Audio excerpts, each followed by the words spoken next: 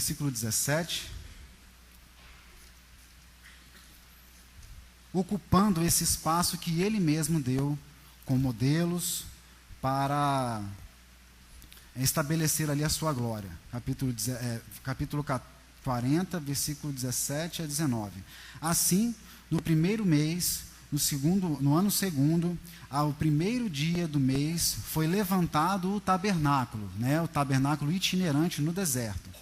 Moisés levantou o tabernáculo e pôs as suas bases, e armou as suas tábuas, e colocou nele os seus varais, e levantou as suas colunas, e estendeu a tenda sobre o tabernáculo, e pôs a cobertura da tenda sobre ela, em cima, como o Eterno ordenara a Moisés. Agora, ali no versículo 34, então a nuvem cobriu a tenda da congregação. Por quê? Porque os protocolos foram respeitados. Porque os mandamentos foram falados, transmitidos, ouvidos, os filhos de Israel foram capacitados e foram respeitados os mandamentos do Eterno. E a glória do Eterno encheu o tabernáculo, de maneira que Moisés não podia entrar na tenda da congregação, porquanto a nuvem permanecia sobre ela, e a glória do Eterno enchia o tabernáculo. Quando, pois, a nuvem se levantava de sobre o tabernáculo, então os filhos de Israel caminhavam em todas as suas jornadas. Se a nuvem, porém, não se levantava, não caminhavam até o dia em que ela se levantasse, porquanto a nuvem do Eterno estava de dia sobre o tabernáculo, e o fogo estava de noite sobre ela, perante os olhos de toda a casa de Israel, em todas as suas jornadas. Essa é a vontade do Eterno, estabelecer e manter um relacionamento contínuo com cada um de nós. Esse é o maior desejo do Eterno. Como o Léo lembrou agora no serviço, essa vontade do Eterno, ele estabelece claramente lá em Terumá, em Êxodo, no capítulo 25. Vamos voltar aí as páginas um pouco, para a gente visualizar isso. Versículo 8 e 9. Êxodo 25, versículo 8 e 9.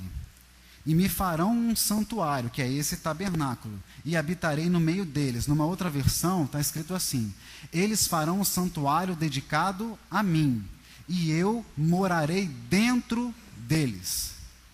E eu morarei dentro deles. A gente não está falando de um povo? Como que agora o local estabelecido pelo Eterno é dentro deles? É dentro do povo? É assim uma colocação diferente. Porque desde o início o Eterno, lá em Adão e Eva, aqui e lá em Yeshua, como veremos, o Eterno quer morar dentro, no nosso seio, no meio de nós.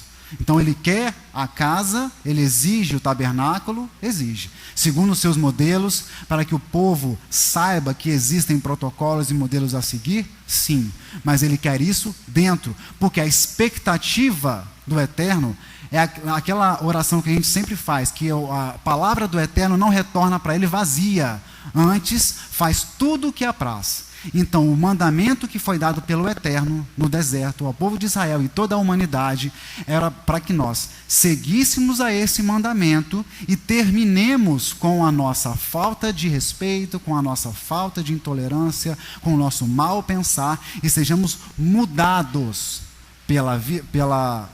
pelo respeito por esses mandamentos. Por isso a exigência de que sigamos esses mandamentos. Então, se nós tirarmos os maus pensamentos, os maus procedimentos, as más ações, então ele vai habitar no nosso meio, no nosso interior, individualmente e coletivamente. Isso tem que ficar claro, porque essa é a vontade do Eterno.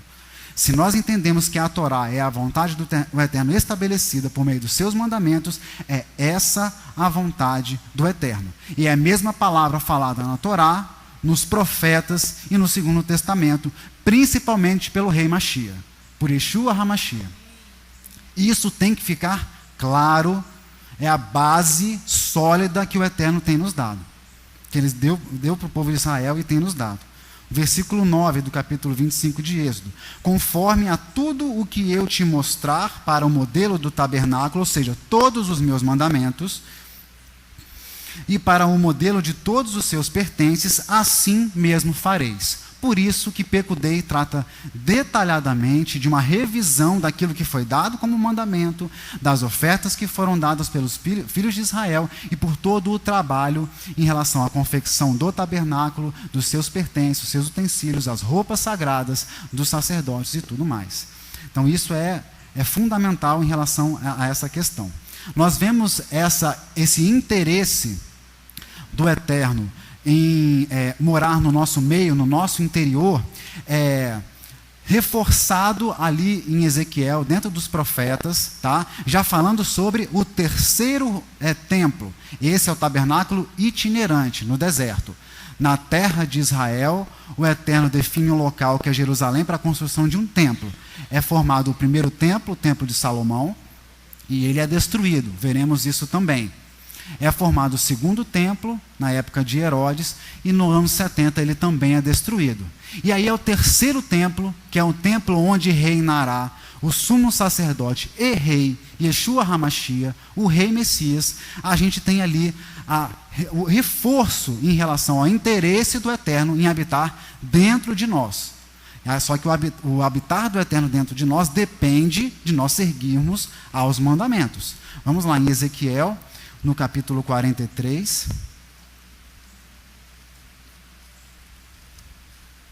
Ezequiel, no capítulo 43, ali no versículo 1. Então, me levou à porta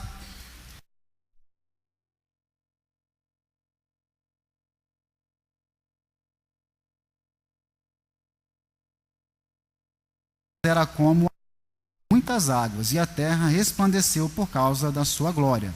E o aspecto da visão que tive era como o da visão que eu tivera quando vim destruir a cidade.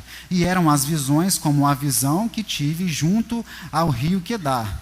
E caí sobre o meu rosto. E a glória do Eterno entrou na casa, igual entrou ali, a gente viu em Êxodo 40, pelo caminho da porta, cuja face está para o lado do oriente. E levantou-me o Espírito, e me levou ao átrio interior. E eis que a glória do Eterno encheu a casa. E ouvi alguém que falava comigo de dentro da casa. E um homem se pôs em pé junto de mim. E disse-lhe: Filho do homem, este é o lugar do meu trono, e o lugar das plantas dos meus pés, onde habitarei no meio, no seio, no interior, dentro dos filhos de Israel para sempre. Então, habitar dentro de cada um de nós e no meio do povo de Israel, seu povo para sempre, é uma promessa ligada ao milênio, ligada às promessas que hão de vir. E os da casa de Israel não contaminarão mais o meu nome santo, nem eles, nem os seus reis, com as suas prostituições e com os seus cadáveres dos seus reis nos seus altos. Então aqui está claro, sem pecado, sem a imundícia dos maus governos, sejam os governos civis, sejam os governos eclesiásticos, das grandes denominações que não ensinam os mandamentos. Isso tudo será cobrado, isso tudo precisa ser limpo para que essa terceira casa, esse terceiro tabernáculo e a nossa casa esteja em pleno funcionamento. Isso precisa estar claro. Lá no Salmo 45, que é o Salmo da porção, é um salmo nupcial. Então, é um salmo de casamento. Casamento é um contrato de união ou vínculo entre duas pessoas que institui deveres conjugais. E o Salmo 45 é um salmo de alegria. Ele é um salmo de alegria onde o Eterno exalta o Mashiach. Por quê? Quem fará todas essas coisas, de fazerem as nações subirem, de cumprir todos os mandamentos do Eterno, é o próprio Mashiach. Então ele exalta o Mashiach no Salmo 45. Eu vou ler alguns versículos, numa outra tradução, vocês acompanhem para mim, por favor. O título do Salmo: Para o condutor sobre Shoshanim, pelos filhos de Corá, um masquil, um cântico de afeto do Eterno pelo seu ungido, o Mashiach, o Rei Messias. Meu coração está agitado com um bom tema. Eu digo, meus trabalhos são próprios do Rei Mashiach. Minha língua é clara e lúcida como a pena de um hábil escriba. Tu és mais belo que os outros filhos do homem. Encanto é derramado sobre os teus lábios. Portanto, Elohim te abençoou por toda a eternidade. Assim, ele está destacando as características e a grande característica do Mashiach e o seu poder. Mas é um rei, e é um rei que tem uma espada nas suas mãos, que é a própria palavra. Cinge tua espada sobre tua coxa, ó poderoso. Ela é a tua majestade e esplendor. E com o teu esplendor tem sucesso, cavalga em veracidade e justa humildade, que tua mão direita te guie e a ações temíveis. E ali no versículo 16, sucedendo teus pais estarão teus filhos, teu Elohim os indicarás como príncipes por todo o país. Portanto, eu farei teu nome, ó Adonai, o trabalho do rei Messias. Olha o trabalho do rei Messias. Eu farei o teu nome, ó Adonai, ser lembrado através das gerações. Portanto, os povos te louvarão para todo o sempre. Então, isso está tudo relacionado com a morada do Eterno, o respeito aos seus mandamentos e nós limparmos o nosso interior para que ele habite no nosso meio, que ele habite no meio de nós. O casamento judaico, ele tem uma série de ações. Uma das ações depende da revelação da noiva. Ao entrar a noiva, diante do casamento, ela se posta diante do palio nupcial, a rupá, e o noivo, e ela está com a face encoberta. E o noivo precisa revelar a face da noiva, reconhecer a noiva e casar com ela. Sem isso, não acontece o casamento. Agora, se nós temos Yeshua HaMashiach, o rei Messias, como o sumo sacerdote, o rei de Israel, que cobra arrependimento de pecados, confissão de pecados, o interior limpo, para que ele possa se relacionar com o seu povo, preparar este caminho, anunciar o reino do Eterno. Esse é o rei Messias. Como que tem sido anunciado um Cristo que diz que é o próprio Deus e que anulou mandamentos, que superou mandamentos? Como que isso vai se dar? Se eu, como noiva, preciso ser individualmente e coletivamente. Se eu preciso ser reconhecido, primeiro, as minhas vestes precisam ser apresentadas limpas. Eu estou falando de mim mesmo. Eu fui encontrado com as minhas vestes sujas, se é que com vestes estava. E o Eterno tem me dado roupa para vestir, alimento para comer diariamente, e água para lavar as minhas vestes, que são os próprios mandamentos. Então, primeiro eu tenho que estar vestido corretamente para essas bodas. E ao revelar as minhas obras, ou seja, ao tirar o véu de cima de mim, ele precisa me reconhecer. Agora, ele só vai habitar o meu interior se o meu interior estiver limpo dos meus pecados, dos meus maus pensamentos, das minhas más práticas, e aí sim eu poderei casar com o meu Senhor. Agora, se há pessoas, se há líderes eclesiásticos, se há reis que fiam o seu poder e o seu braço, a sua força ao seu braço, a substituição de Israel, a anulação de mandamentos, a um ungido, um Cristo que é o próprio Deus, trazendo idolatria para o povo que crê no Eterno, como que essas pessoas, não as que estão ensinando, eu estou falando das que vão atrás desses ensinos, como que essas pessoas serão reconhecidas na hora do casamento. Isso aí. O Leomar lembrou: aparta-te de mim, porque eu não vos conheço. E pelas características do Machia, isso não é falado, isso não foi predito com alegria no coração. Porque a vontade do Eterno é que todos se salvem. Mas para isso eu preciso carregar a minha cruz. Que significa avaliar à luz da Torá os ensinos que me foram dados, deixar os ensinos que são incompatíveis com a Torá para trás, se relacionar com o povo de Israel, não no sentido de superá-lo, mas no sentido de, como já ensinamos aqui várias vezes, nós filhos empurrando os pais e orando para que eles tomem os seus lugares. E assim nós sustentaremos em orações, em dádivas, todo o serviço de Israel para que a vontade do Eterno se estabeleça. Agora,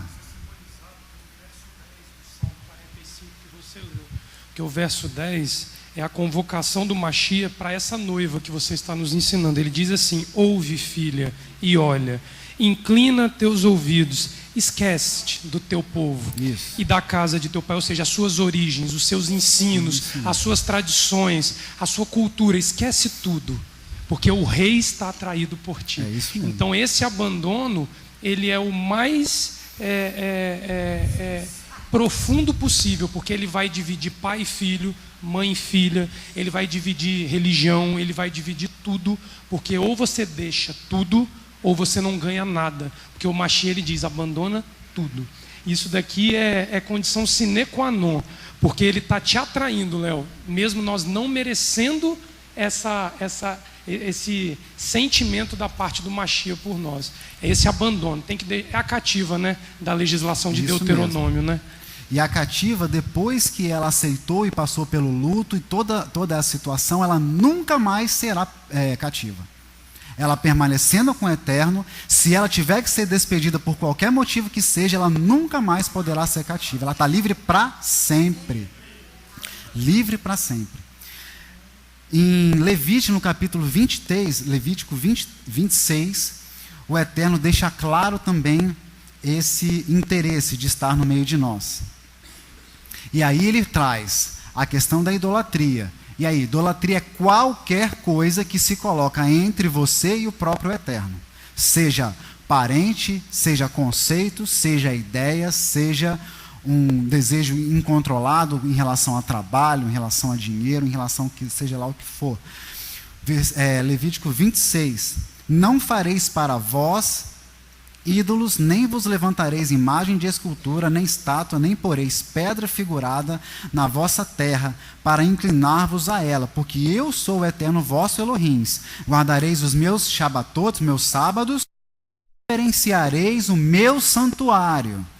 Ou seja, a nós mesmos limpos diante do Eterno e o próprio Eterno. Eu sou o Eterno. Versículo 3: se andares nos meus estatutos, ou seja, se ouvirem os meus procedimentos e seguirem, e guardardes os meus mandamentos e os cumprirdes, então eu vos darei as chuvas a seu tempo, ou seja, sustentarei a sua vida com alimento, com a palavra do Eterno, e a terra dará a sua colheita, a árvore do campo dará o seu fruto, e a debulha se vos chegará a vindima, e a vindima se chegará à sementeira, e comereis o vosso pão a fartar, e habitareis seguros na vossa terra. Também darei paz na terra. Olha só, isso não é contraditório ao que o Léo falou, que ele vai trazer divisão. Não, ele vai trazer paz na terra, obediente ao Eterno, a paz entre nós e o Eterno. Ele não está falando paz entre os homens. A vontade do Eterno é que todos se salvem, mas nem todos ouvirão e seguirão os mandamentos. Isso tem que ficar claro. Então ele vai trazer paz na terra, vai sustentar. Versículo 6: também darei paz na terra e dormireis seguros, e não haverá quem vos espante, e farei cessar os animais nocivos da terra, e pela vossa terra não passará espada, e perseguireis os vossos inimigos, e cairão a espada de 5 de vós perseguirão a 100 deles, e 100 de vós perseguirão a 10.000, e os vossos inimigos cairão à espada diante de vós. E para vós olharei, e vos farei frutificar, e vos multiplicarei, e confirmarei a minha aliança convosco, e comereis da colheita velha, há muito tempo guardada, e tirareis fora a velha por causa da nova, e poreis o meu tabernáculo no meio de vós, e a minha alma de vós não se enfadará por causa da obediência dos mandamentos, e andarei no meio de vós, e vos serei por Elohims, e vós me sereis por povo. Olha o contrato nupcial aí, não é um contrato entre duas partes? Você me obedece, eu serei seu Deus, você será o meu povo, eu vou te guardar, vou te sustentar, e você terá paz. Eu sou o eterno vosso Elohims, que vos tirei da terra dos egípcios, para que não fosseis seus escravos para sempre. E quebrei os timões do vosso jugo, e vos fiz andar eretos, em marcha. Não é reclinado, não é encostado, não é acomodado, tipo, aceitei, agora está tudo pronto, é só esperar a coisa acabar. Não é assim. É trabalho, né?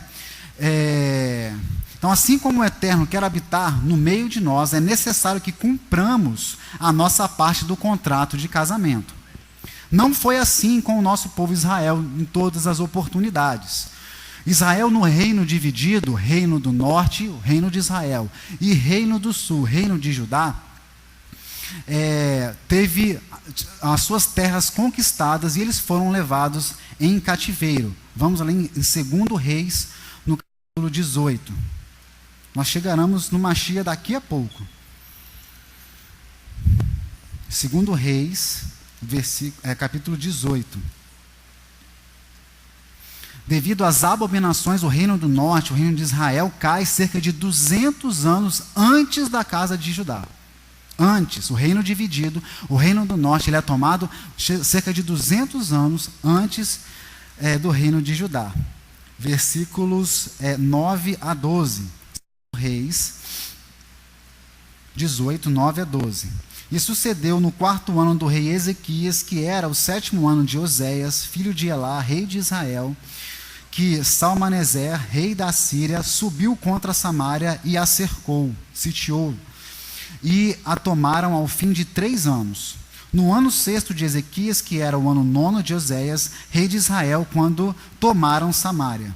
E o rei da Assíria transportou a Israel para a Síria, e os fez levar a Halá e a Rabor, junto ao rio de Gozã, e as cidades dos Medos, porquanto não obedeceram à voz do Eterno, seu Elohims.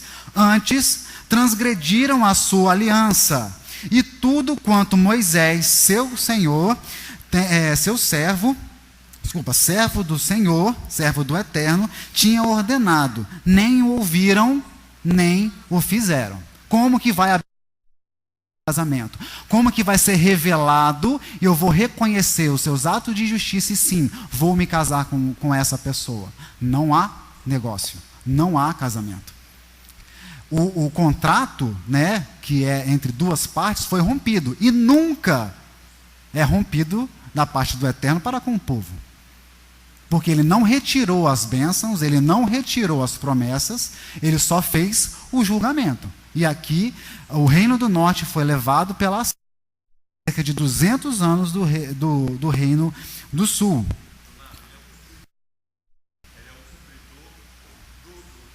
Ele é o cumpridor do contrato. Ele é o juiz, ele é Elohim.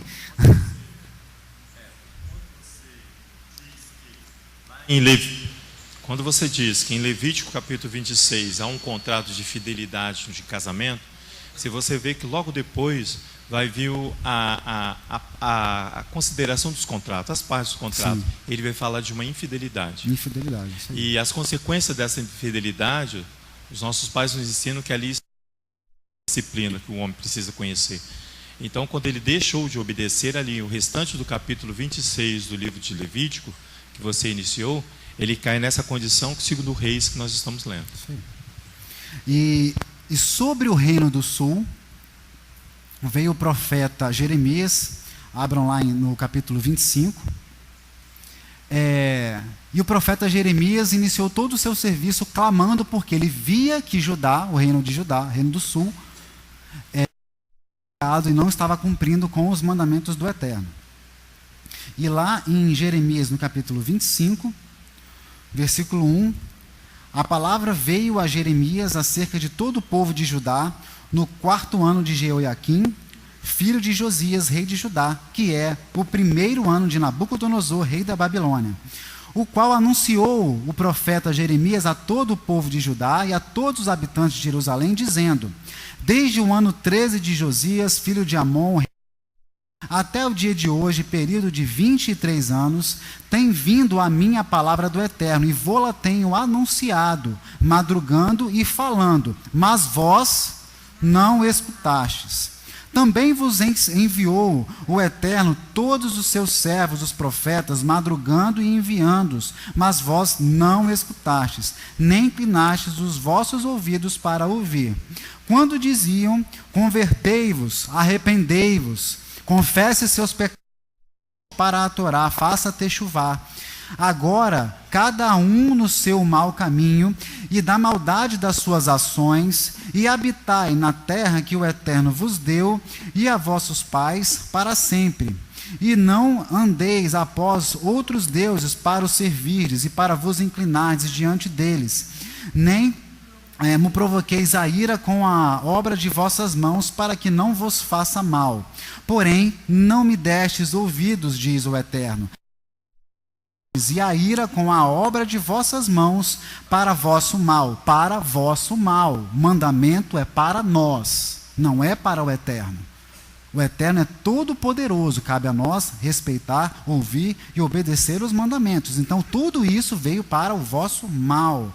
8. Portanto, assim diz o Eterno dos Exércitos: visto que não escutastes as minhas palavras, ei que eu enviarei e tomarei a todas as famílias do norte, diz o Eterno, também a Nabucodonosor, rei da Babilônia, meu servo. Olha o peso do Eterno, chamando Nabucodonosor, rei da Babilônia, de meu servo, porque ali ele está agindo como juiz do Eterno, para estabelecer ali o juízo do Eterno.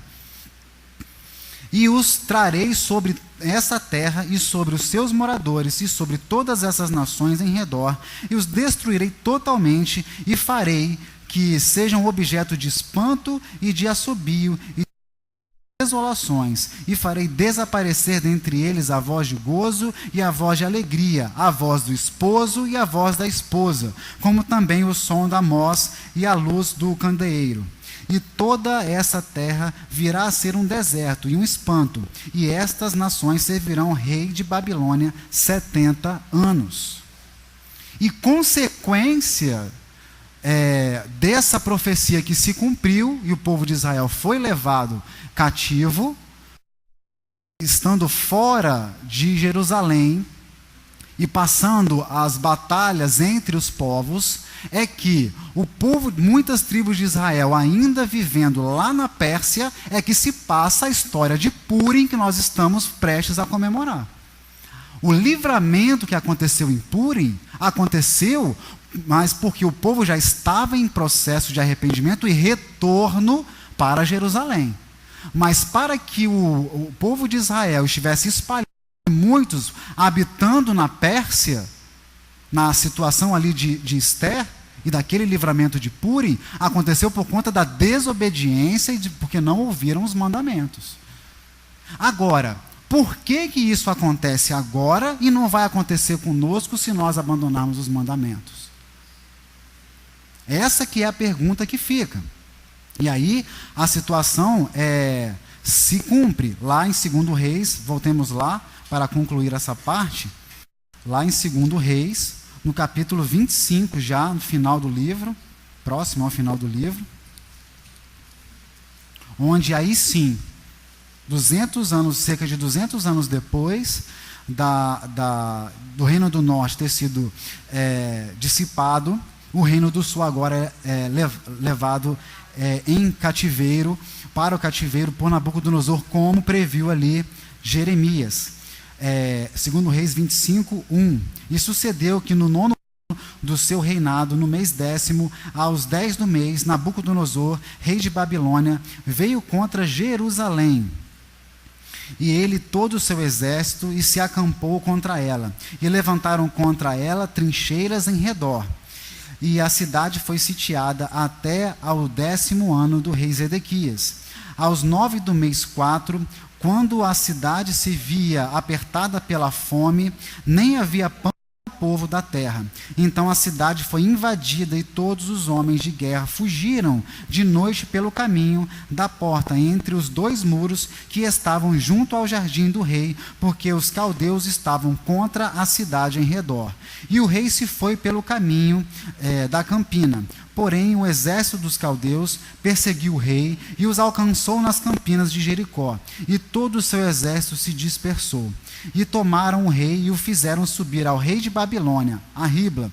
E foi-lhe pronunciada a sentença. E aos filhos de Zedequias mataram diante dos seus olhos. Aí a situação que a gente está ouvindo, o Eterno batendo na tecla, já tem, acho que mais de uma semana, em que o problema é com o rei. Existe um direito do reino. O direito não é de você chegar e requerer o direito, não, é um protocolo para se respeitar em relação ao reino. Quer estar sobre uma congregação, quer estar sobre receber as ordenanças do Eterno, receber mandamentos, ordenanças, você precisa estar junto com a Torá, lendo os mandamentos todos os dias, escrevendo isso e respeitando essas questões. Versículo 7. E os filhos de Zedequias mataram filhos do rei, do reino do sul, diante de seus olhos, e vazaram os olhos de Zedequias, e o atacaram com 2 candeias de bronze, e o levaram à Babilônia. E no 5º mês, no 7º dia do mês, este era o ano 19º de Nabucodonosor, rei de Babilônia. Veio Nebuzaradã, capitão da guarda, servo do rei de Babilônia, a Jerusalém, e queimou a casa do Eterno. Aqui a gente está falando, eu falei que essa é uma palavra de esperança, mas a palavra de esperança com o Eterno não é uma esperança vã, ela é uma esperança com responsabilidade. Se nós falharmos na nossa responsabilidade, é isso que acontece com a nossa casa interior, e aonde estamos nos congregando. E queimou a casa do Eterno e a casa do rei, como também todas as casas de Jerusalém, e a todas as casas dos grandes queimou. Então a gente vê aqui a consequência do abandono em relação à situação do respeito aos mandamentos e de seguir ao próprio Eterno. A pergunta que fica é: por que depois de ter feito tudo o que o Eterno estabeleceu, o Eterno apresentaria um rei que leva povo à idolatria e à destruição da Torá? Quando eu falo depois de ter feito tudo, o que o próprio Eterno fez? Fez pactos com Abraão, Isaque e Jacó, retirou Israel do Egito, entregou a Torá com os mandamentos, formou uma nação sacerdotal, reafirmou promessas e garantiu a participação de todas as nações. Isso a gente vê lá na Haftará, em 1 Reis, capítulo 8. É importante que todos leiamos a Haftará, todo o capítulo 8 é super importante, que na própria inauguração do templo em Israel, Salomão fala que aquela casa é para todos os povos se voltando para lá e confessando Elohim como o único Eterno, o único Rei sobre todo o universo. O Eterno vai ouvir ao seu clamor, Então, de ter ampliado para todos os povos das nações, depois de ter punido Israel por conta das transgressões, de não terem seguido os seus mandamentos na aplicação, por que ele colocaria um rei que não aproveita toda essa história, não aproveita toda essa estrutura que o Eterno criou? Esse rei que é apresentado pelos homens não é o rei Messias. O Jesus romano, que no ensino passado, que eu passei por aqui, disse que ele é pintado como se fosse um super-herói, que ele é tido como uma divindade, o Deus. Ele não é o rei Messias. Ele não é Yeshua HaMashiach, ele não é o hebreu que cumpre mandamentos. Por quê? Junto com esse ensino, isso que é importante, tem que ouvir o ensino integral. Junto com esse ensino, é dito que Israel foi substituído, é dito que os mandamentos foram. Se eu estou seguindo essas doutrinas, na hora do casamento, quando o véu for revelado, primeiro, com que vestes eu vou me apresentar nesse casamento? Aqueles que eram eleitos e que não foram ao casamento, cederam lugar para aqueles que estavam pela terra, os coxos, os doentes, né? Aqueles que não tinham sido anunciado ainda a Torá. E aí, viram, mas um não estava com as vestes limpas, com as vestes nupciais. O que Yeshua falou sobre esse um? Amarra e joga nas trevas para que ele fique com as bestas. Com que veste a gente vai se apresentar se a gente segue esse rei? Esse Jesus romano. Com que vestes?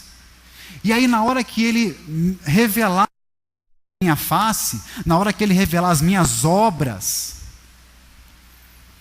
o que ele vai ver como obra? A situação fica apertada, a situação fica difícil. Esse rei impostor, que não exige o arrependimento e confissão de pecados, e ressurreição, morte da natureza carnal, não é o rei Messias. Muitos estão sendo preparados para um casamento com o noivo errado. E isso, os ossos. Muitos estão sendo preparados para o casamento com o noivo errado. Vamos ver lá em Lucas, capítulo 2. Vou dar uma corrida agora, vocês por favor tentem acompanhar. Lucas no capítulo 2, é uma palavra de esperança, porque o mandamento do Eterno se impõe, e nós precisamos saber mandamentos, ouvir mandamentos, colocar Israel no seu lugar, como nação sacerdotal, e nós empurrando, e nós proclamando, e nós fazendo o que foi dado para nós, que foi dado para fazer, e que nós sejamos encontrados fazendo aquilo que o Eterno nos deu. Que seja assim. Lá Simeão, ele toma Yeshua e ele reconhece o verdadeiro rei Messias, e ele reconhece, lá em Lucas 2, versículo 25, Jerusalém um homem cujo nome era Simeão, e este homem era justo e temente Elohim, esperando a consolação de Israel, e o Espírito Santo estava sobre ele. Ou seja, ele era justo, ele era perspicaz, ele tinha agudeza de espírito, ele ouvia o Espírito, sentia o Espírito. E fora-lhe enviado pelo Espírito Santo que ele não morreria antes de ter visto o Mashiach do Eterno. E pelo Espírito foi ao templo, e quando os pais trouxeram o menino Yeshua, para com ele procederem segundo o uso da Torá, ou seja, apresentar ali o pequeno.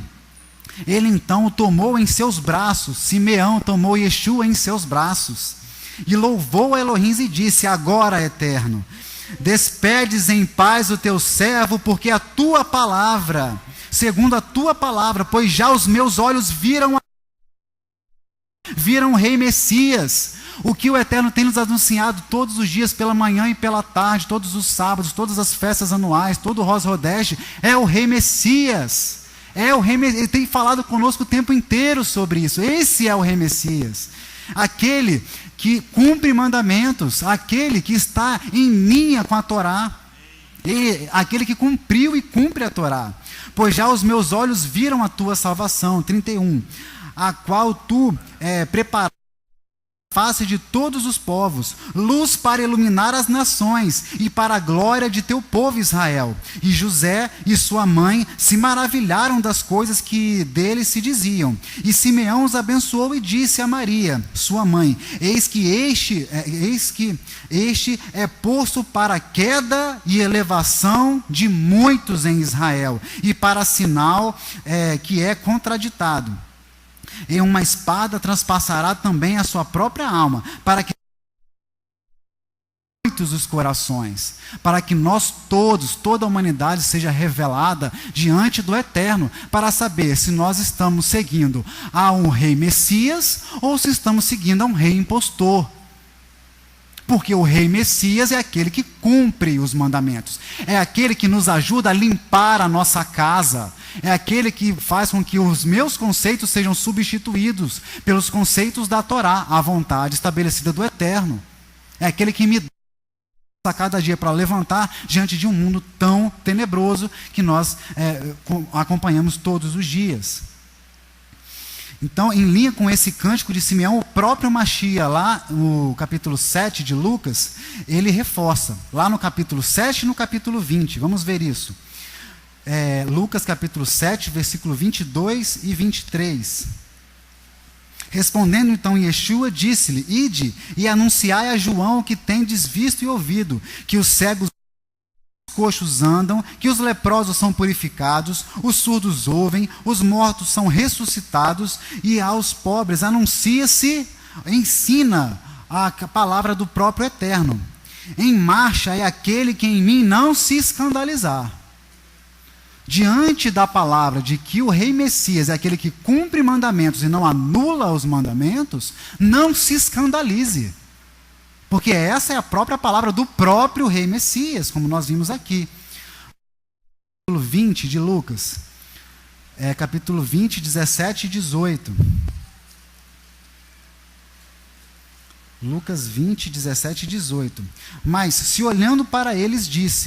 ele, olhando para eles, disse: que é isso, pois, que está escrito? A pedra que os edificadores reprovaram, essa foi feita cabeça de esquina.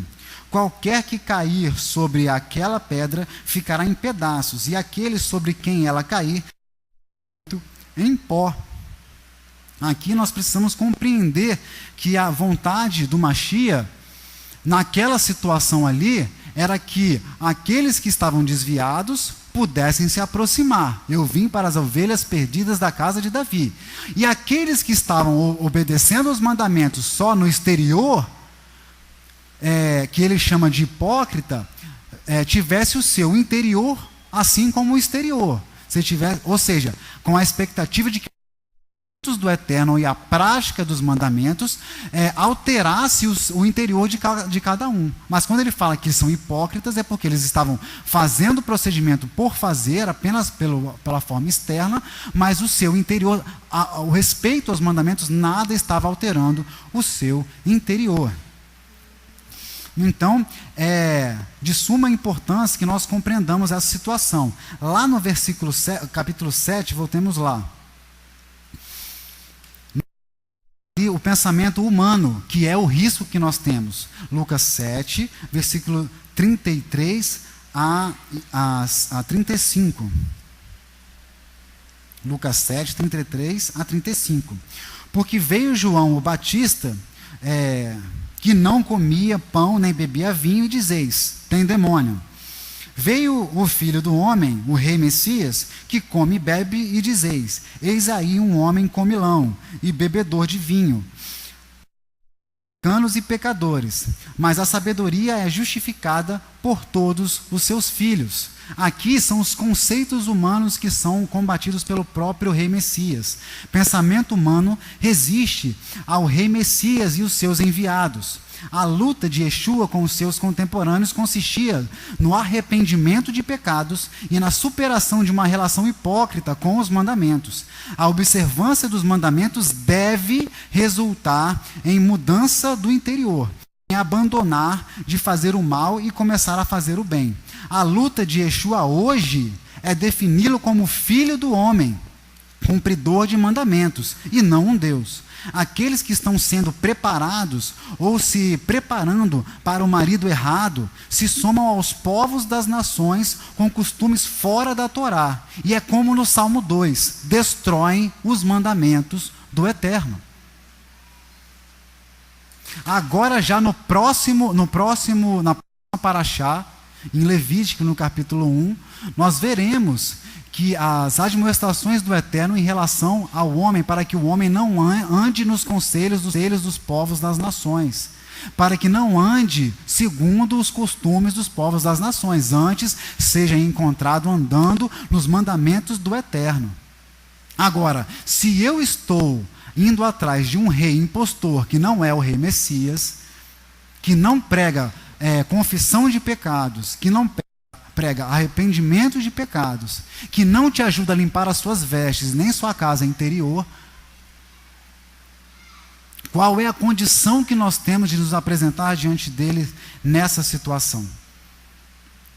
Então, o reino do Mashiach e a consumação do templo estão ligados ao arrependimento e à confissão de pecados, mudança das vestes e ser encontrado aplicando o que você aprendeu, buscando justificação. Então, é preciso em vigilância e saber o que você precisa vigiar. Só com os mandamentos a gente tem isso. Isso está lá em Lucas, no capítulo 12, versículo 35. Lucas 12, versículo 35. Estejam cingidos os vossos lombos e acesas as vossas candeias, e sede vós semelhantes aos homens que esperam o seu Senhor, quando houver de voltar das bodas, para que quando vier e bater, logo possam abrir-lhe. Em marcha aqueles servos, os quais, quando o Eterno vier, achar vigiando. Em verdade vos digo que se cingirá e os fará sentar à mesa, e chegando-se os servirá. E se vier a segunda vigília, e se vier a terceira vigília, e os achar assim, em marcha são os tais servos, que estão preparados e vigilantes segundo o mandamento. Sabei, porém, isso, que se o pai de família a que hora havia de vir o ladrão, vigiaria e não deixaria minar a sua casa, não deixaria inundar a sua casa de rapina, de pecados. Portanto, estai vós também preparados, porque virá o Filho do Homem à hora que não imaginais. E disse-lhe Pedro: Senhor, Adão, dizeis essa parábola a nós ou também a todos? E disse o Adão: qual é, pois, o mordomo fiel e prudente, a quem o Senhor pôs servos para lhes dar a tempo a ração? Em marcha aquele servo a quem o seu Senhor, quando vier, achar fazendo assim. Ou seja, os mandamentos que foram dados já foram dados. É responsabilidade nossa saber esses mandamentos e colocar em prática. Não precisa ter revelação do Eterno, falar em línguas e sonhos, já foi dado, é responsabilidade nossa. Em verdade vos digo que sobre todos os seus bens o porá. Mas se aquele servo disser em seu coração: o meu Senhor tarda em vir, ou seja, se eu aplicar os meus conceitos na minha leitura do mundo, e começar a espancar os criados e criadas, ou seja, aqueles que eu deveria servir, aqueles que eu deveria sustentar com pão, e a comer e a beber e a embriagar-se, virá o Senhor daquele servo no dia em que o não espera, e numa hora que ele não sabe, e separá-lo-á, e lhe dará a sua parte com os infiéis. E o servo que soube do seu Senhor e não se aprontou, nem fez conforme a sua vontade, será castigado com muitos açoites. Mas o que a não soube e fez coisas dignas de açoites, com poucos açoites será castigado. Ou seja, vai ser castigado aquele que pecou sem saber, e o que pecou deliberadamente vai ser mais castigado. E a qualquer que muito for dado, muito se lhe pedirá. E ao que muito se lhe confiou, pedirá. Vim lançar fogo na terra. E que mais quero, se já está aceso? Importa, porém, que seja batizado com um certo batismo. E como me angustio até que venha a cumprir-se. cuidai vós que vim trazer paz à terra? Não, vos digo, mas antes a dissensão, porque daqui em diante estarão 5 divididos numa casa, 3 contra 2 e 2 contra 3. O pai estará dividido contra o filho contra o pai, e a mãe e a filha contra a mãe, e a sogra contra a nora, e a nora contra a sua sogra. E a nossa responsabilidade é ser encontrado realizando os mandamentos, com a casa limpa e as vestes lavadas diante do Eterno. Então, em Lucas, no capítulo 13, o Mashiach fala sobre a porta estreita, e é preciso reconhecer o Eterno, o seu Senhor. Assim como diz lá em Isaías capítulo 1, versículo 3, o boi conhece o seu possuidor, mas Israel não tem conhecimento, ele não entende, ele não me conhece, porque não segue os meus mandamentos. Ou seja, ele segue os meus mandamentos, mas não se deixa mudar o seu interior, a lavar as suas vestes em água, que é a palavra, e se apresentar com a casa limpa perante mim, para que eu possa desposá-lo. Lá em no Lucas 13 diz exatamente isso. Lucas 13, no versículo 22. E percorria as cidades e as aldeias, ensinando e caminhando para Jerusalém. E disse-lhe, Adão, não são poucos os que se salvam? E ele lhe respondeu, esforçai-vos para entrar pela porta estreita. Olha a pergunta, são poucos os que se salvam? Esforçai você. Se esforce para que você passe pela porta estreita, porque eu vos digo que muitos procurarão entrar e não poderão. Quando o pai de família se levantar e cerrar a porta e começar de fora a bater a porta, dizendo, Senhor, abre-nos. E respondendo ele, vos disser, não sei de onde vós sois. Vocês foram preparados para o Senhor errado, vocês foram preparados para o noivo errado. Então começareis a dizer, temos comido e bebido na sua presença, e tu tens ensinado nas nossas ruas. E ele vos responderá, digo-vos que não vos conheço, nem sei de onde vós sois. Apartai-vos de mim, vós todos que praticais a iniquidade. Ali haverá choro e ranger de dentes, quando virdes Abraão e Isaque e Jacó e todos os profetas do reino de Elohim e vós lançados fora. E virão do Oriente, ou seja, toda a Torá e todo o plano e todo o projeto do Eterno, e você fora, porque foi ensinado errado, foi preparado para o noivo errado. E virão do Oriente e do Ocidente, ou seja, outros povos, que não se dobraram com os seus joelhos a Baal, do norte e do sul, assentar-se-ão à mesa no reino de Elohim. E eis que derradeiros há que serão os primeiros, e primeiros há que serão os derradeiros. E aí eu peço para que a gente encerre ali no livro de João, no capítulo 8, versículo 31 e 32. Essa palavra é extremamente conhecida. Conheceis a verdade, e a verdade vos libertará. Só que ela é precedida de um versículo que é um detalhe. É um detalhe que não, coincidentemente, não é falado na mesma quantidade de vezes que a gente ouve. Conheceis a verdade, e a verdade vos libertará. Por quê? Quem ensina a verdade, ou diz que está ensinando a verdade, mas não está pregando o rei Messias, aquele que cumpre mandamentos, não está ensinando o povo a conhecer a verdade. Ou seja, não haverá liberdade para esses que estão sendo ensinados dessa forma. No versículo 31, Yeshua diz assim, Yeshua dizia, pois aos judeus que criam nele, ou seja, que tinham adesão a ele na sua palavra, se vós permanecerdes na minha palavra, ou seja, se vós cumprirdes, ou der ouvido e cumprir os meus mandamentos, verdadeiramente sereis meus discípulos, sereis meus talmidim, sereis meus discípulos, e conhecereis a verdade, e terá agudeza de espírito, verá, sentirá, ouvirá o que está certo e o que está errado, o mau ensino e o bom ensino. Terá condições de, pelos mandamentos, limpar as suas vestes, limpar a sua casa e se apresentar para o dia do matrimônio. E conhecereis a verdade, e a verdade vos libertará. Essa é a palavra do Eterno, que o Eterno possa nos abençoar, que Ele seja conosco e nós possamos estar com as nossas vestes limpas, nós possamos estar com a casa bem ajustada, para que possamos encontrar o Rei Messias no seu matrimônio. Vamos fazer o rasgo.